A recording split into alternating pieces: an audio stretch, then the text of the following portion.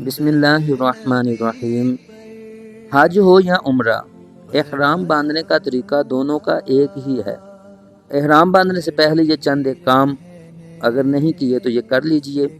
नाखून तराशिए, बगल और नाफ के नीचे के बाल दूर कीजिए, बल्कि पीछे के बाल भी साफ कर लीजिए। मिसवाक कीजिए, वज़ू कीजिए, खूब अच्छी तरह मल के गुस्ल कीजिए।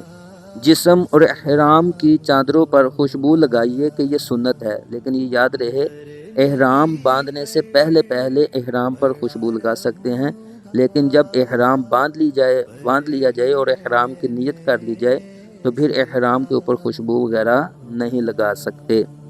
तो एहराम बांधने से पहले ही एहराम पर या जिस्म पर खुशबू लगा लीजिए, ये सुन्नत है।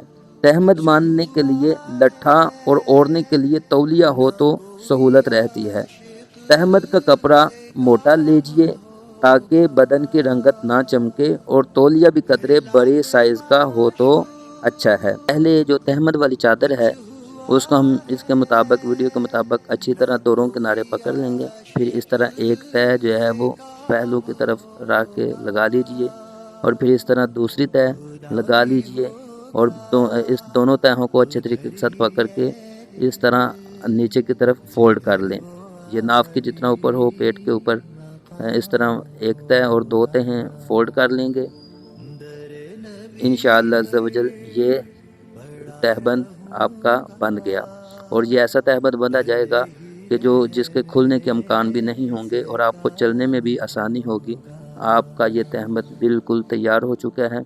इस तरह आप जो है वो मजबूती से इसको बांध सकते हैं। और इसके ऊपर बेल्ट बांधना हो तो जो आपने तहें लगाई हैं उन तहों के नीचे से, ये तहों के ऊपर अगर बेल्ट बांधेंगे तो बेल्ट लूज़ होगा, अगर तहों के नीचे से ये बेल्ट बांधेंगे तो बेल्ट भी मजबूती से बंध जाएगा और आपको इसकी जो है परेशानी भी नहीं होगी, और इस तरह तहबंद भी को भी मजबूती मिल जाएगी। इस तरह जो है वो थोड़ा सा साइड पे करके तहबंद लगा लीजिए। अब जो चादर वाला जो हिस्सा है ये तौलिए का हो तो ये बेहतर होता है, और इस तरह आप ये चादर ऊपर जिस तरह आम चादर लेते हैं, ये याद रखिएगा कि सर पर चादर नहीं लेंगे, ये दोनों कंधों पर इस तरह। और चादर का एक हिस्सा अगर आप तहबंद के नीचे की तरफ उसके साथ अटैच कर लेंगे, ये वीडियो के मुताबिक अभी आपको बताया जाता है। इस तरह ये चादर आप उस तह के अंदर लगा लेंगे तो ये चादर जो बार बार गिर जाती है और उतर जाती है तो ये उतरने का भी मसला हल हो जाएगा। आप चादर को इस तरह इसके अंदर रख दें और दूसरा सिरा जो है ये कंधों के ऊपर रख लेंगे, तो ये चादर आपकी ले ली गई और इस तरह आसानी हो जाती है।